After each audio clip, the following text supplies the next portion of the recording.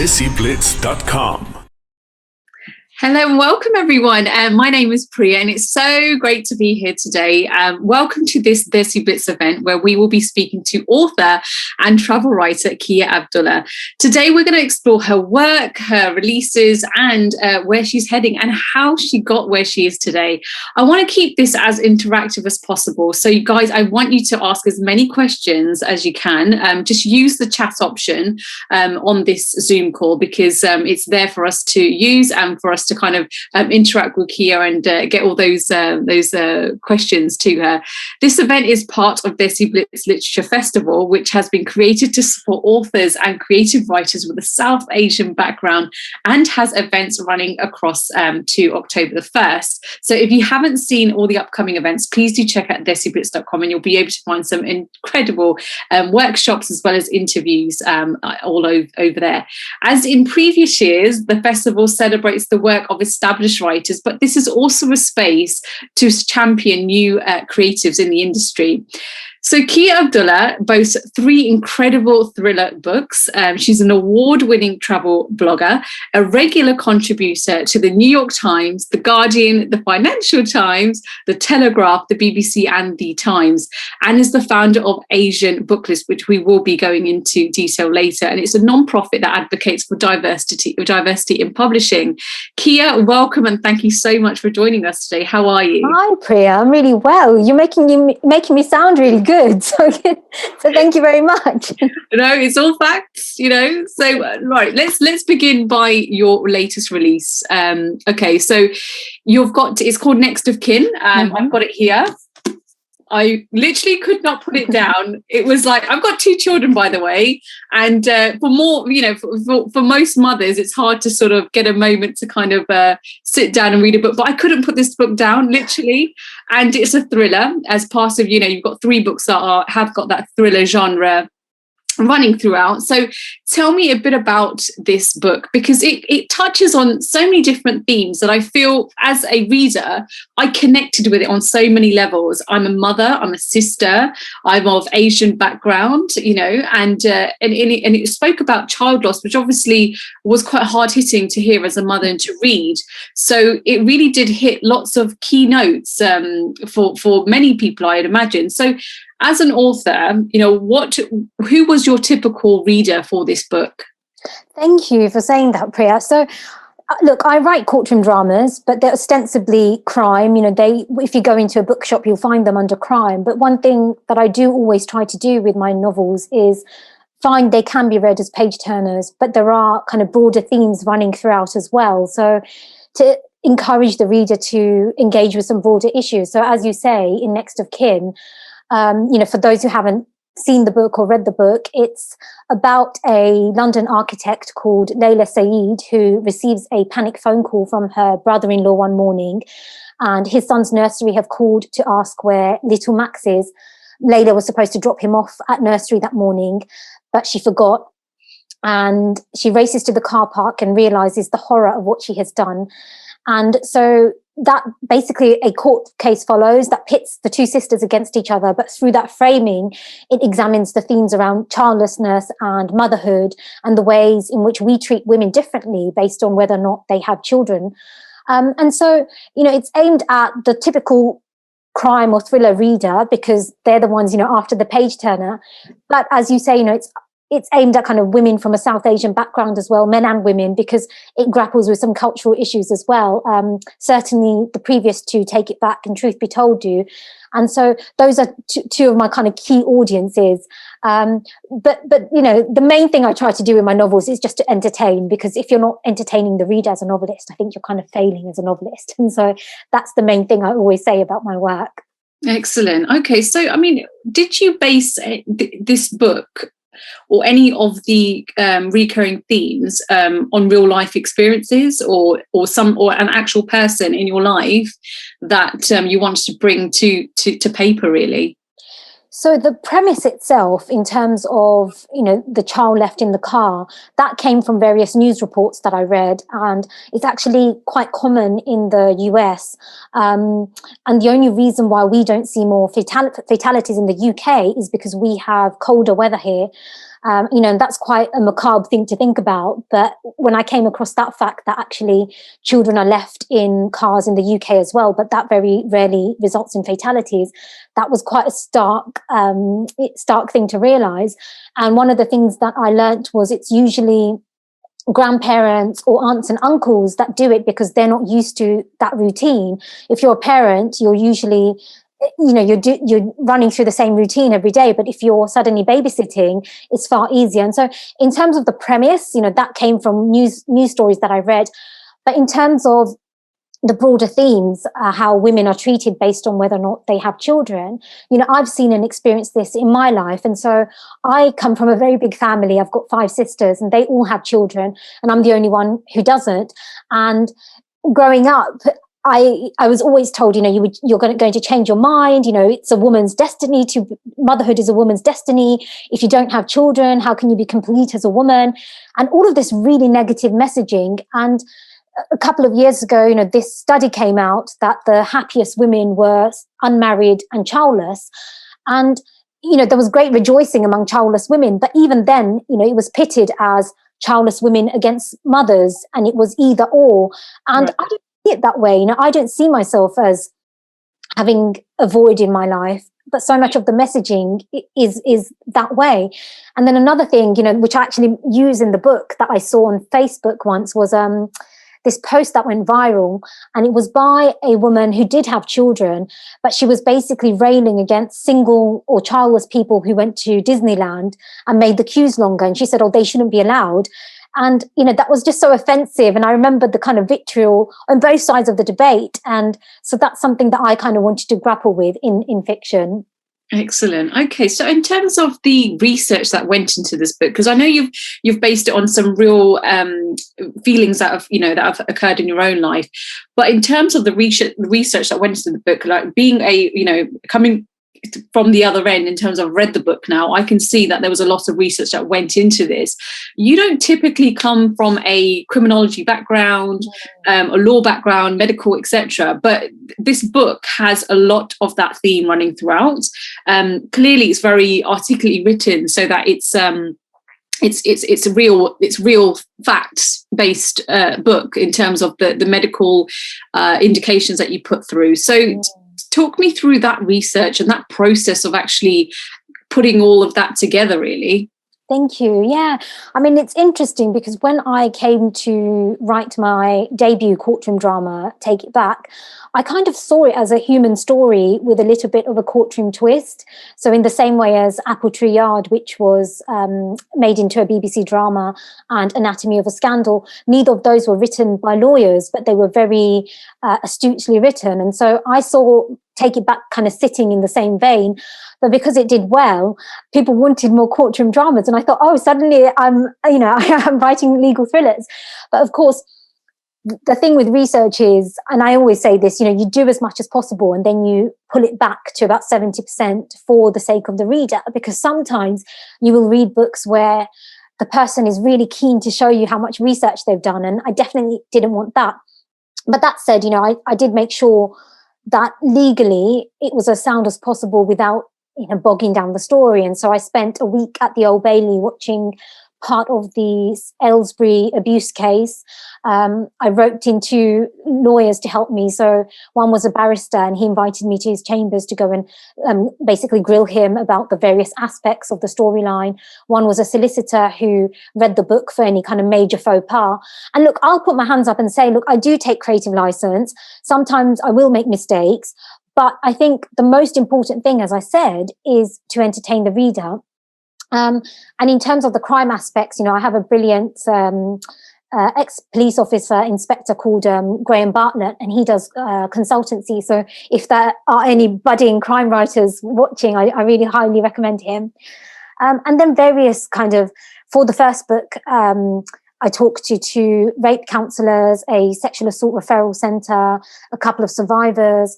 And for this one, I spoke to, I don't want to give away a plot point, but I spoke to a mother of a child who had gone through some of the same things that Yasmin in the story goes through. Wow. And so, Yeah, and one thing I always find with experts is that they're so generous with their time, and to the point where I felt guilty about taking up so much of my lawyer. He's a QC now, and he's a judge, and so he's very high up. And I messaged him after getting my second book deal and said, "Oh, I can afford to pay you now, like not quite at QC rates, but I can give you a nominal fee." But bless him, he said, no, he actually quite enjoys it because it takes him away from sometimes dry work.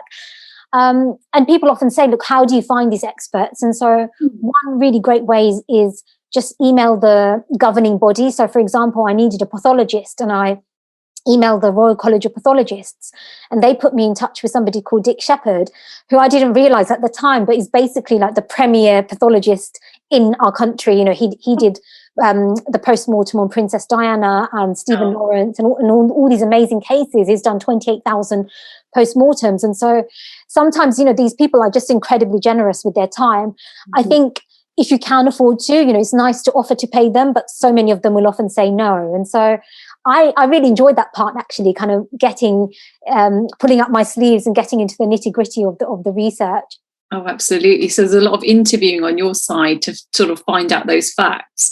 So in terms of the message of this book, what kind of message do you want to get out there for your readers? Is there a message? And if there was a lesson to learn from this book, what would it be? As a writer, but also as a reader, what's your intentions? I guess not to prejudge women based on whether or not they have children.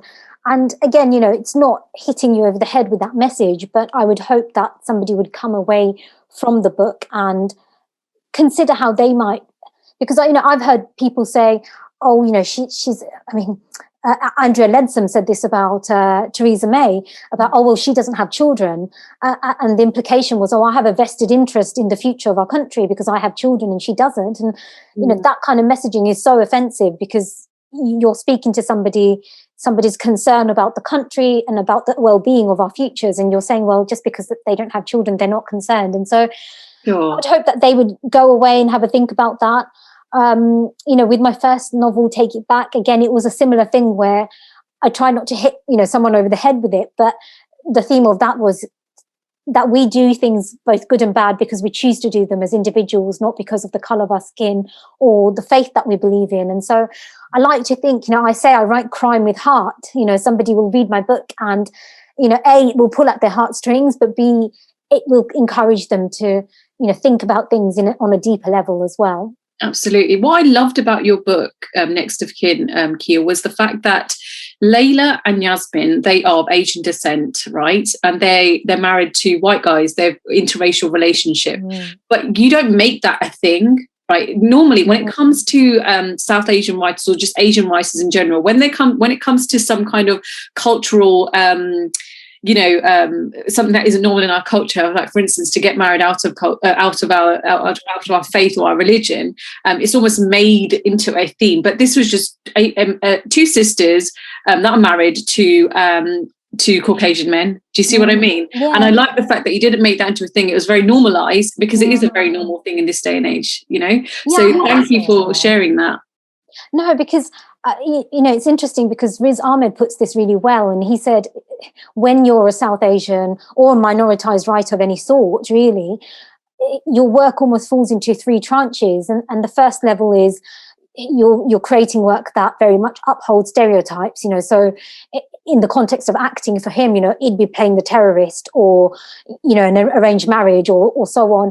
Mm-hmm. And then the second tranche is still grappling with issues of race or the diaspora experience, but in order to subvert those stereotypes. And I think maybe my first two books, Take It Back and Truth Be Told, sat there because they were still very much rooted in the diaspora experience and grappling with those sorts of issues.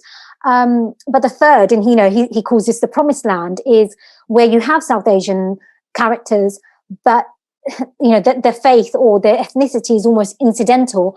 And I really think that is the case with Leila and Yasmin. And so that is something that I set out to do, and I'm lucky that I have a brilliant editor who very much supports me in my work. And so I think people who are from a South Asian background can read the book and recognize themes in it. But again, you could change their race and the story would still work. So it's Exactly. centering on that. That's something that I really love about this festival as well. I was looking at the program, and the kind of breadth of writing that we're doing now, whether it's comedy or history or satire or romance, we're here. These books are being written, and I love that you guys are showcasing that. Fantastic. Right. So in terms of recognition, right, so we spoke about recognition as a writer in general, but in terms of South Asian literature, and I want to touch upon your non-profit, the Asian Book List. Now, I've always said this: if you can't see it, how can you be it? And what I mean by saying that is, if we, like, for instance, as a South Asian woman, just growing up as a child in the UK, you didn't really see people that look like me on television. A few newsreaders here and there, but no one really mainstream. No one that I could really say, I want to be her when I grow up. I want to do what she does. Right. So you, as a South Asian woman in the arts, very successful writing history, and you've got lots of successes happening currently. So, we really do need to see it to be it, right? So for the younger generation or the up and coming artists that are coming up, tell me about Asian Book List, and did you have that kind of frame of mind when creating this nonprofit? Yeah, I think one of the really tricky things is, look, publishing is a business at the end of the day. They're not a charity. They don't have a social justice bent to them, no matter what we think. And so at the end of the day, if names like mine, Abdullah on a cover don't sell, then people with ethnic names, so to speak, aren't going to get published. And so part of me started Asian Book List with very much a commercial head, because part of its remit is to build up a critical mass of readers that will support books by South Asian writers. Because often what you get is, everybody says, yes, there definitely should be more books by South Asian writers. We write quality books, we write amazing books. We've had somebody, the China Room, shortlisted for the Booker Prize. There is quality work being published, but so often we're not getting the positioning on the bestseller lists, for example. So this year, not a single British Asian novelist has hit the Sunday Times bestseller list. And so why aren't we selling enough books in comparison to our non-Asian peers? And so one of the things I wanted to do with Asian Book List was, look, sign up. Every quarter I send out a list of the new books that are coming out, and then I have an editor's choice. And at the moment the subscriber base is still small, but the idea is that once, at some point in the future, we'll have enough to say, actually, we're going to get behind this X book or Y book this month and propel it to the bestseller lists, because there's no reason why we can't. The quality is there, and the only thing sometimes that's lacking is the marketing investment. And so it was kind of a way to bootstrap those commercial successes. And just to do something positive as well. Look, I like talking about diversity, but there are so many Asian authors out there who are really tired of it, because it feels like we're having the same conversations again and again and again, and very little is changing. And so for me, it was just a proactive thing to do. Look, here is a literal list of the books coming out this quarter. Go and support them. Go and buy these amazing books. Look at the breadth. It's not saying just buy them because they're South Asian. It's saying, sure, look at these amazing books. Choose one you like, whether it's crime or history or thriller, and support them, because without those sales, we're not going to get anywhere. Where do you think it's heading? Because, as I mentioned, it's about, celebrating South Asian creatives, because it's not really the norm in our culture to really go down this line of work. It's almost slightly shunned or isn't taken very seriously, speaking from experience as well. But it's a case of, you're either a doctor, you're a business owner, corner shop, whatever. You go into medicine, you get a real job. So, we almost have to celebrate that idea that it is okay to be a creative and be South Asian and still, hold on to our culture, etc. But in terms of deflation, as an author, I'm sure you've probably gone through the highs and lows of publishing, and bad reviews and good reviews, and it might be a bit of a roller coaster of emotions. In 2007, you actually left your job to become a writer, right? Yes. Yeah. And it was quite a good job, and you took a 50% pay cut. So how did your family take that, actually, Kia? Yeah, I mean, look, it's interesting, isn't it? Because I always wanted to be a writer, like ever since I was 6 or 7. And when it came to doing my work experience at the age of 14, when everybody goes and does work experience in the UK, I did mine at Sunday Times magazine. So as early as that, I did know I wanted to be a writer. But when it came to doing my A-levels, I did IT, maths, and then at degree level, I chose computer science because, I followed the money. And it's so tricky, isn't it, Priya? Because, you said to me, we should be encouraging creatives. But if a young person said to me, even today, look, I want to be a writer, like say one of my nieces or nephews said that, I would still feel a bit reluctant because it's so hard. It's so hard to make a living. It's so hard to get into the industry. And that's why I'm kind of glad, I don't regret having done computer science at university because it allowed me to build up that buffer for 3 years that I worked in tech in order to take that 50% pay cut. That said, I do look back now and wish that I had backed myself. I wish that I had done the journalism degree that I wanted to do, or the English degree, or followed my heart. It's a cliche, but I knew that my passion was in the creative arts, not in computer science. But yeah, sometimes, you can see me in two minds. The pragmatist in me takes over because I know how hard it is. And you'll find other, not necessarily just Asian writers, but kind of working class writers as well, telling you the same thing, that there are fewer and fewer jobs for journalists and writers out there. And so, if somebody said, look, actually, I'm going to go and study computer science and do this on the side, I wouldn't necessarily discourage them. What I would say is just because you do have a day job or you're a doctor or you're an accountant, it doesn't mean that you're also not a writer. And so there's absolutely no shame in choosing following the money or choosing the academic subject, but writing on the side. And so many authors still have a day job. And again, there's no shame in that. Absolutely. I mean, in terms of you've been writing for quite some time. You've got a few books under your belt. You're a regular contributor to the newspapers that I mentioned at the beginning. What would you say the highs and lows of publishing are in your experience? Oh, it's a good question. I mean, look, the egotist thing to say is just seeing my name in print. Like, that's always a thrill. But it's always nice when other people write to me and say, look, this really resonated with me. So, for example, for The Telegraph, I wrote a piece about having an arranged marriage when I was younger, which didn't last, sadly. But so many women wrote to me and said, I nearly bowed to pressure, or I was in two minds. But after reading your article, it gave me the courage to have the discussion with my parents. And actually, a few years on, they're perfectly happy and I'm happy.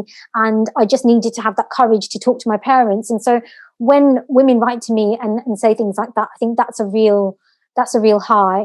But also just giving a voice to people as well. So I wrote a piece for iNews about buying a house with a white guy and how he opened my eyes to the different ways in which we were treated. And again, so many women, both with white partners and without, wrote to me and said, I'd always suspected this. And A, B, or C happened in my life, and I gave people the benefit of the doubt. But seeing this kind of litany of things that you've mentioned, I realize now that I'm not alone and I'm not imagining this. And people try to gaslight me, but this actually does happen. And so, sometimes it can feel like a communal therapy. And I think that's always nice when women write to me and say, look, I feel less alone now. That's brilliant. So you really have created a platform where women can really resonate with what you write about, which is incredibly empowering as an individual, but also a sense of responsibility on your part in terms of people are looking up to you, which is a fantastic thing to what fantastic position to be in. So in terms of like criticism and bad reviews, obviously you've got I've mentioned you're obviously very successful in your work, but there's highs and lows, as I mentioned. So in terms of bad reviews or criticism, what would be your best advice for any kind of writers out there that may receive some criticism? Is it something that kind of takes over, or is this something that you've learned to overcome and manage? I mean, look, it's a matter of taste, isn't it? No two people in the world have the same taste, and so there are books that people absolutely love and hail as classics that I've read and not really enjoyed.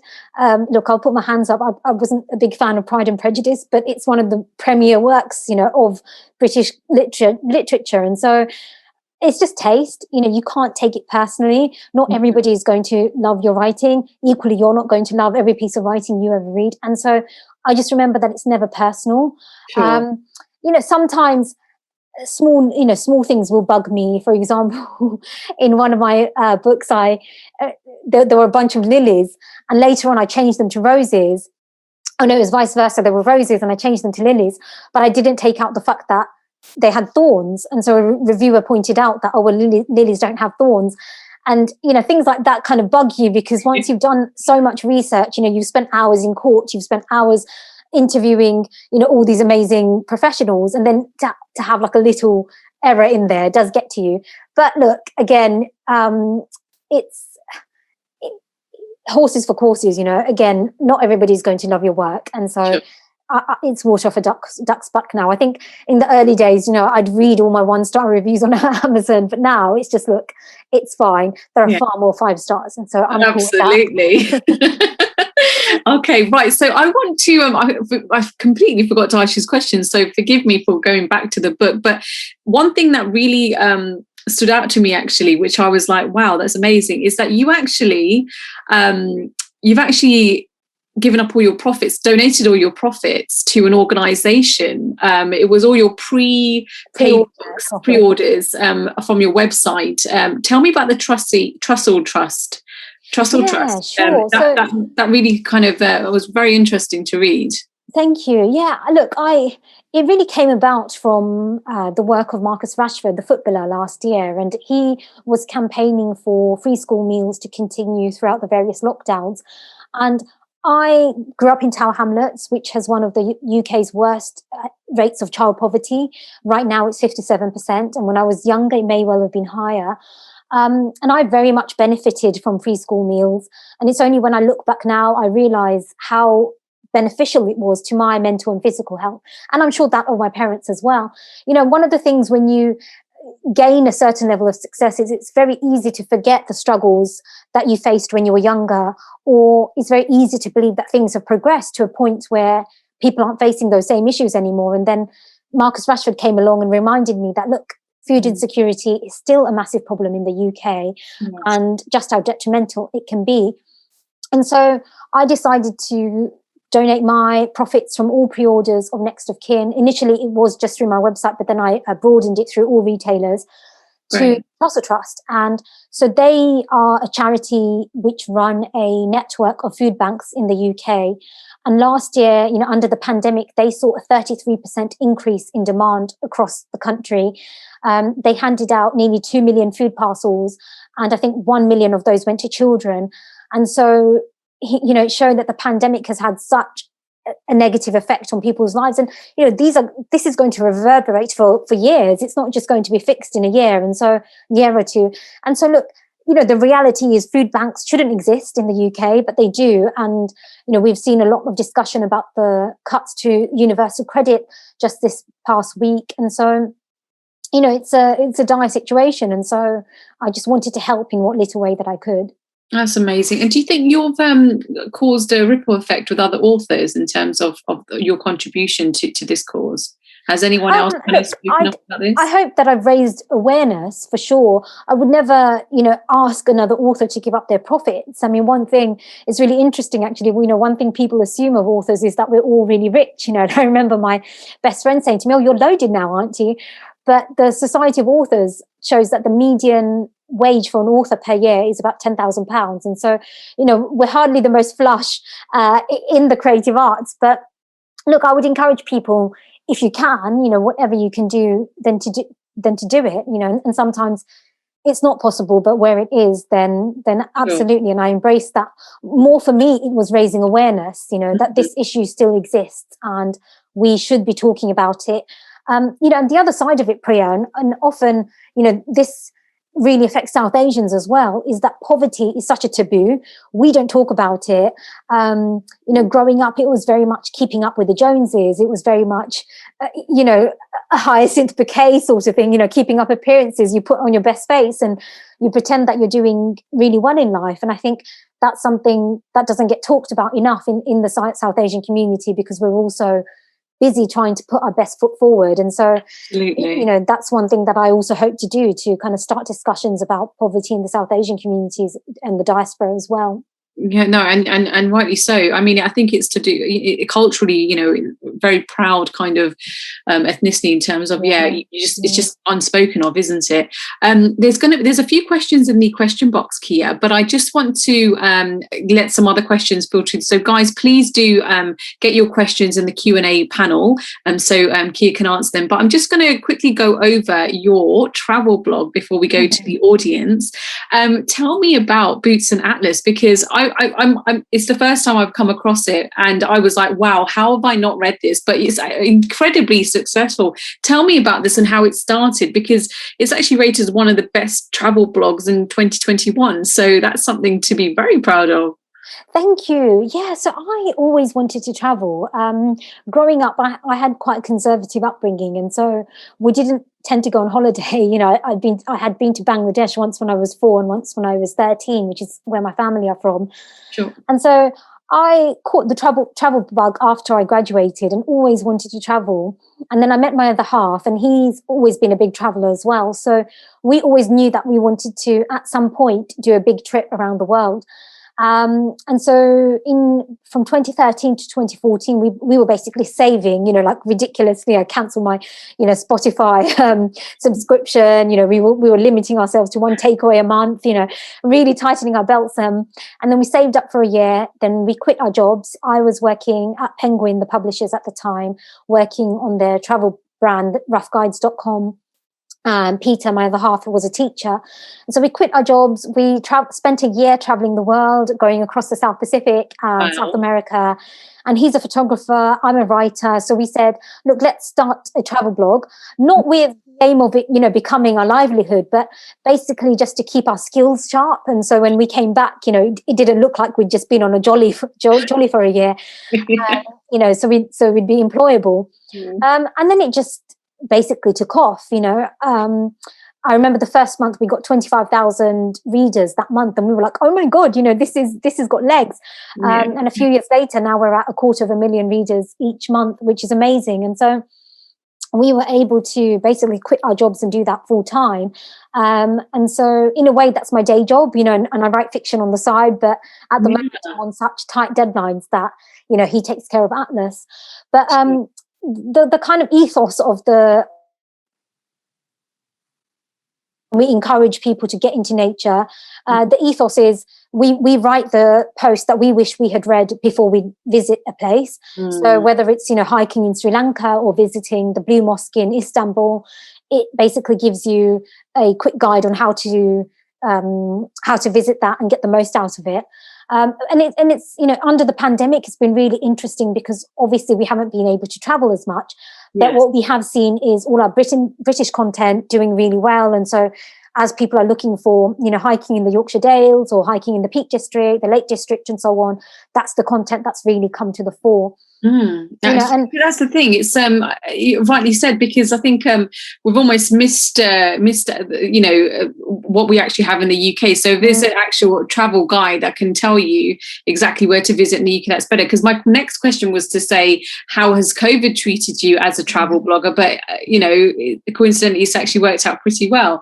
So I'm just going to go to one of the questions. Let's have a look. Okay, so we've got a couple of questions. So let's start with RM. So hi, Kia. Do you see any parallels between travel writing and crime/thriller fiction? Oh, good question. In a way, no, because they are two different disciplines, but my travel definitely feeds into my fiction. And, Priya, you asked me how the pandemic has been. In a way, I've struggled to write fiction, actually, because I take so much inspiration from being out in the world, and so traveling, and it might be, an interesting conversation that you overhear on a train, or it might be the way the sun looks like dropped glass through leaves, or the way a cigarette skitters across a paving stone, and you think, oh, that's really interesting, and you might find an interesting feature, or the way a person laughs. And so, I'm a bit of a magpie when I'm out in the world. I'm writing things down and thinking, oh, I'll be having them. And so, in a way, travel was actually really intrinsic to my fiction writing. But the travel writing, I would say, is a separate discipline. It's a little bit more pared back, actually, the type of writing we do. Sometimes travel writing is quite flowery and very poetic, but our blog is very practical. And so it will teach you, how to get there, what to do, how to get back. Sure. Okay. And also another question. Crime fiction is usually seen more than anything else a page turner. What do you think is the role of crime fiction in society, if any, beyond the pleasure of reading and entertainment? Yeah, that's a really good question. I mean, one of the things I always say is sometimes literary fiction is held up as, the highest form of literature. And by literary fiction, I mean, anything that isn't crime or thriller or romance. It's the Zadie Smiths of the world. And I can understand that, but I also think that crime and genre fiction are such an effective vehicle for social commentary and grappling with these issues. I write courtroom dramas, and in some ways that's such an effective vehicle because the society's most vulnerable end up in the courtrooms. There's a statistic, a really stark statistic actually, that 27% of the prison population are from BAME communities, even though only 16% of the general population are from BAME communities, and that grows to a whopping 50% among young men. And so what's going on there? The easy, superficial reason is, oh, well, they're the people committing the crimes. But actually, when you look at conviction rates, you will see a disparity between in sentencing. And so I think crime fiction, and particularly courtroom dramas, are such an effective way of saying, well, who are the people who end up in the courtroom? Why are they there? And how are they treated by the justice system? And it's not just courtroom dramas. You will see this across the board with fiction. We've heard some kind of horrifying stories in the news this past week. And so often when we read crime, they're the ones grappling with, why do men behave this way? What are the factors in society that have created the climate in which such crimes can happen? And so, yeah, they're page turners, but they actually say something really important about the world as well. Oh, absolutely. So, I mean, what can be done? Like, do you think more books need to be written that have this kind of, recognition of actual real facts that's happening, especially in the BAME community, like you mentioned about the crime rates? Because it's about educating as well, isn't it? As you mentioned, it's about having a purpose, having a message in the actual fiction. So, do you think more writers need to be recognizing this really kind of stark percentage, as you mentioned? I think all sorts of fiction have a place, in the canon. And so what I think we really need are more stories, and whether that's comedy, whether that's serious crime, whether that's psychological thriller or so I don't necessarily think we need more crime, but we definitely need more breadth. And there are writers coming up, like Aisha Malik, for example. She grapples with identity, but in a very light touch, humorous way. So if you read her book, This Green and Pleasant Land, it's about a man who lives in the countryside with his wife. His name is Bilal, he's Asian, and his mother's dying wish is for him to build a mosque in this tiny little very English town, and so naturally these issues of race or identity come up, but it's done in a very light touch. It's a comedy, at heart. And in Take It Back, my debut, I talk about race, but in a very gritty way. And so I just think we need more stories. Earlier you mentioned representation and being a role model. And, Priya, that can be a bit of a double-edged sword because, of course, with being one of the very few Muslim writers, for example, there's all this extra pressure to write positive stories. Mm-hmm.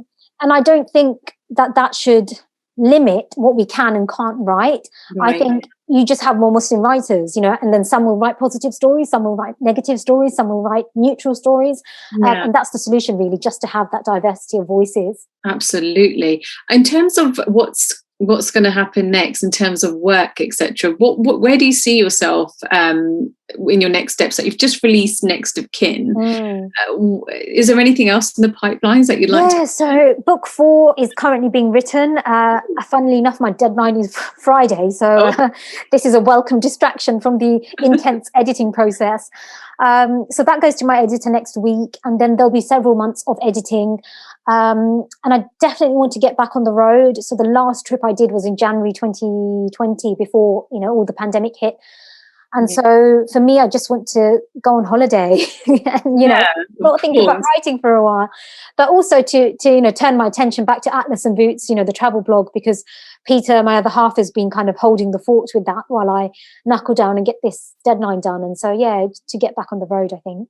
And where is that? Where would you like to visit? Because you've visited some phenomenal places, and you don't go to typical destinations, do you? I mean, you go to literally off the road kind of places. So where's next? The way I see it is, Europe can wait till my, retirement. And so I like faraway places, as you said, on our big trip, we went to places people couldn't point to on a map, like Vanuatu or, Tonga or, and I remember my sister saying, is Vanuatu a country? And I said, yeah, it's a country. And so I want to go to those faraway countries, and experience adventure. And so our next big trip is hopefully to Antarctica. So we were meant to go in December 2020, and obviously okay. So it's a big one. It got cancelled in 2020, and so that's been rebooked for November 2019, but 2021. But whether the pandemic puts paid to that, we'll have to see. Obviously the key is to make sure you're doing it safely for yourself and the destination that you're going to. And so fingers crossed in November. Yeah, fingers crossed. I'm excited for you. Antarctica, you wouldn't think, I'm going to Antarctica for a holiday. But of course, you're going to have to do some real prep before you go to such a destination. In terms of, obviously, I'd imagine you'd need to have some type of training because of the landscape there. It's not going to be just like an easy holiday. No, I mean, funnily enough, my other half, he's a hiker and he's a mountaineer, so he loves cold climates. One of his ambitions is to climb the 7 summits, which are the biggest, tallest mountains on each of the 7 continents. Wow. So he's like a duck to water in cold climes. But I have Bangladesh in my blood, so I like hot weather. Yeah. So I'm going to have to kind of gear up, Sure. You'll be fine. There's another question, actually, Kia. We've got, who are your favourite crime thriller writers of all time? That's a very good question. Old school wise, I love Jim Thompson, who wrote The Killer Inside Me. I think that's one of my favourite. It's probably my favourite crime novel of all time, actually, just because is done in such a masterful way. Contemporary wise, I think Claire McIntosh is brilliant. I Let You Go had such a good twist, that I didn't see coming. So I recommend that. Jane Harper, who wrote The Dry, is brilliant. But I also love the kind of South Asian crime contingent, Abe Mukherjee, who writes historical crimes set in India. Basim Khan is brilliant. Khurram Rahman, Amir Anwar, Imran Mahmood. There's a whole, and Simon Mir, who wrote The Khan, of course. So there's a whole tranche of us, who are coming up. And so I would recommend all their books, go out and read them because they're brilliant. Oh, amazing. And in terms of there's another question that's come in the chat option. In terms of newbies making a living as a writer / author, is it feasible to basically quit your job and just go for writing? Is it, you had a bit of a buffer, as you mentioned, and you also mentioned that if you could do it all again, you would have more of a sort of something to fall back on to generate that revenue at the beginning. But is it as bad as people say in terms of starting off in the industry, or is this is it doable really?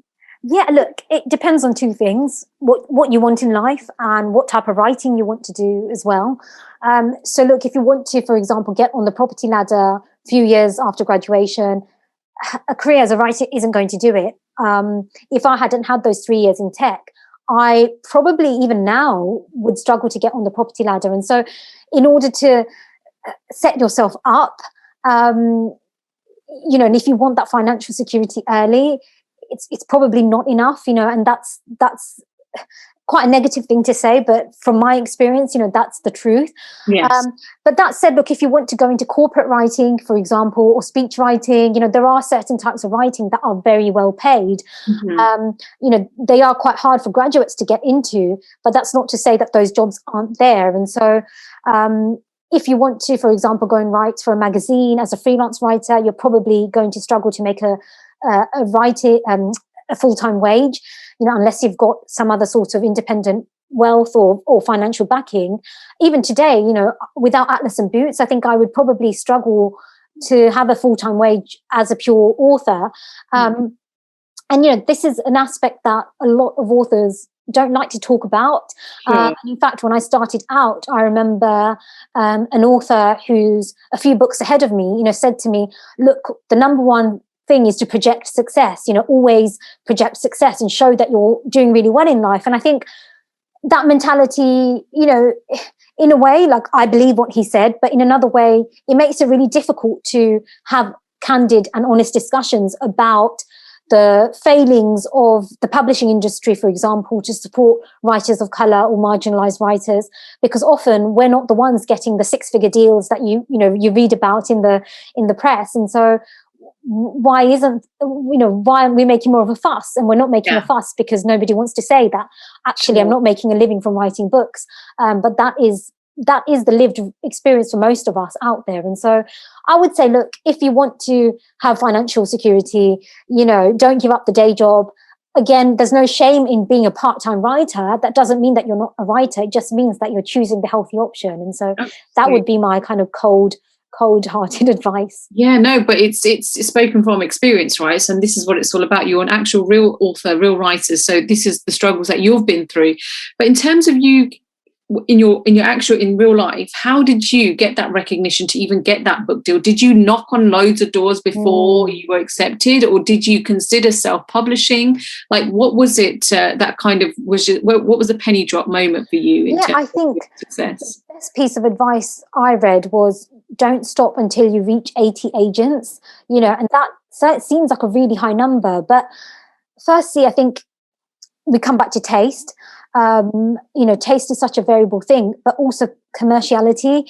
At the end of the day, publishing is a commercial business. And the feedback I got from so many agents was, we love your book, we love your writing, it's a brilliant story, it's a brilliant hook, but I'm not sure that I can sell this. So while they were saying to me, on one hand, you deserve success, they were very doubtful that they could sell Take It Back. And I kind of understood why, because the premise was 4 Muslim boys are accused of raping a disabled white girl, and that's quite a stark premise. But, it was fed from so many of the headlines that I was reading and the ways in which Muslims are treated in the media. And so for me, the biggest hurdle was finding an agent. And I'll be honest, actually, I had to go to the US in order to find my agent. And so in the UK, all I kept hearing was, we're not sure we can sell this. But the first 5 agents that I queried in the US, 3 of them wanted the book, and there was a little bit of a fight over it in the end. And so it was really interesting. And again, I come back to something Riz Ahmed said. He said, look, the myth that we import in Britain is of lords and ladies and this very white society, that you see in the Downton Abbey. But the reality is, we are a bit of a melting pot, but that's not reflected in our popular culture. And he said the reality in the US, is that all these different people are fighting crime side by side, when the reality is that there's quite a lot of division there. And so I think my book found a place in the US because there is this idea that different people can fight side by side. And so, it was really difficult. I think, look, don't stop until you get to 100 rejections. Somebody said as a writer, you should be aiming for 100 rejections every year. And so every time you get a new one, it's not seen as a failure, it's seen as a success and one step closer to that end point. And so, look, even the most successful writers will get rejected. Look at J.K. Rowling when she was writing under Robert Galbraith. She found it difficult to get a publishing deal. And so it's a journey. And again, I come back to a cliche, you've got to enjoy the journey as well. It's not just about the end result, because, one of the things I always say is when you get there, there's no there. And so you've got to enjoy the struggle as well. Absolutely. So in terms of your book sales, would you say you're more popular in the US as opposed to the UK in terms of your audience? Like, where is your most popular audience sector, really? I mean, because I found a really decent readership in the UK. And so for me, it was just getting over that hurdle and having an agent believe in me, because after that, I got my UK publishing deal with HarperCollins very quickly. It was chosen as the Guardian and Telegraph Thriller of the Year. Next of Kin has been chosen as Times Book of the Month. And so, that readership and critical acclaim has been there.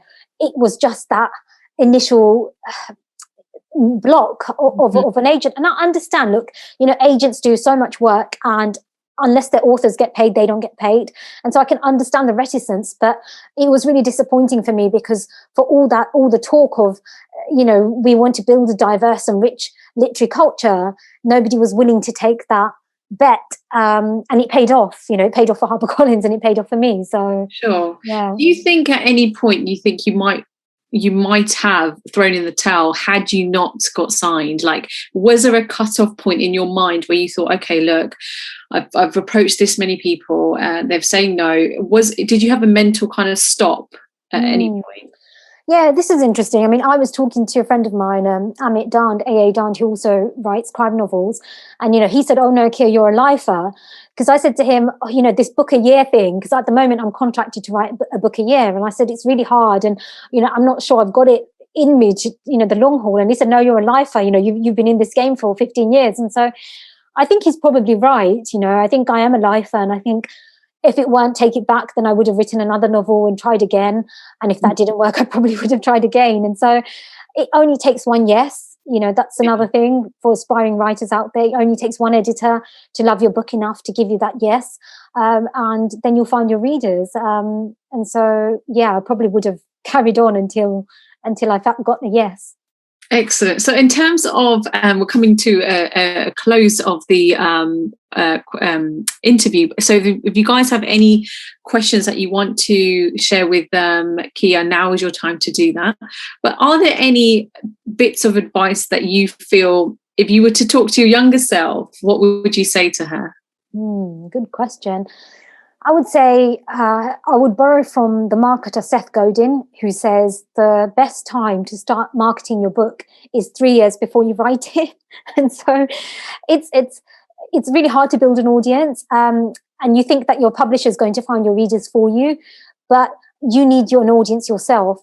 And so I would say another thing, if you want to be a writer, is to not wait for permission. There are so many literary gatekeepers, and so the way around them is to make your own building. So start a podcast or a newsletter or a blog or something that A, showcases your skill, B, gets you to work on your craft, C, has a body of work to show editors and commissioning editors that you've got what it takes, but D, builds an audience, because they're the ones that will stay with you through the thick and thin.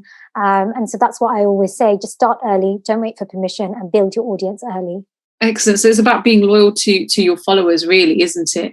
In that sense, like in terms of your publishing agent, if they were to tell you, right, you need to change your style or you need to change your subject matter, etc., would you do that in order to sell books? No, because I write the books I want to write. Again, I had a conversation with an author friend of mine, who said, would I change my name to sell more books? And I said, no, my name is my name. And so it's tricky because, I was told, like, oh, when you publish in America, it might be a good idea to, just use a very Middle England name. But it's a catch-22, because if we don't write under our own names and sell books, then when, the next Abdullah, Kia Abdullah isn't going to get signed. But then if you don't change your name, you may not sell books. But for me, I would rather sell 20,000 books under Kia Abdullah than sell 100,000 books under, John Smith, because I'm here to I'm here to inspire other authors as well. Like, that's part of my remit. I see, and maybe that's very, a lofty ideal, but no, I totally get that, absolutely, because your name obviously, it has connotations of your identity as well. So we've got another great question. What's your writing routine, regime, or discipline, if any? Right. So at the moment, as I said, I'm on a book a year, and so I write. So I write for, I think, about 4 months, and then I edit for 4 months. And when writing, my main driving force is just to get the words out. So I am a plotter. People often say, are you a plotter or a pantser? I am a plotter. So I know what the twist is going to be. I know the beats of the story. I almost know scene by scene. I do try not to be too regimented, because then it can kind of feel like, paint by numbers, and you're just, it's a job to fill in those scenes. But in terms of writing, I write 2,000 words a day. And then when it comes to editing, it's 1,500 words a day. But I do want to slow down. So if I do get offered another book deal, I would probably say, can I write one every other year? Because this schedule is quite grueling, actually. And it doesn't let me travel as much as I want to. I mean, under the pandemic, it's been moot because I haven't been able to travel anyway. But I think in the future, that's what I'll ask for. Excellent. Well, thank you so much, Kia, for all your time. It's been such a great insight into your life, into your work, how you've formed your ideas. And I think the audience has really taken so much sort of knowledge from this session, especially getting into the industry. You've shared some of your sort of trials and tribulations in terms of getting signed, dealing with criticism, understanding how the industry works, being a representation of South Asian female in the arts is also incredibly important as well in your field. So we're really looking forward to the next book. I certainly am, because if it's anything like Next of Kin or that sort of plot, I'm definitely going to be buying. So this online literature festival, guys, has been produced by DESIblitz.com and is supported by the Arts Council in England. DESIblitz has always been proactive in supporting arts and creativity. You can find out more about how we do this, as well as details of further events, by visiting www.desiblitz.com/arts. Thank you once again, Kia. It's been an absolute pleasure, and all the best for the future. Thank you so much, Priya. This has been so much fun, and thank you everybody for joining at home. Absolutely. Yeah, no, everyone for your questions as well. So have a lovely evening, guys, and see you soon. Take care.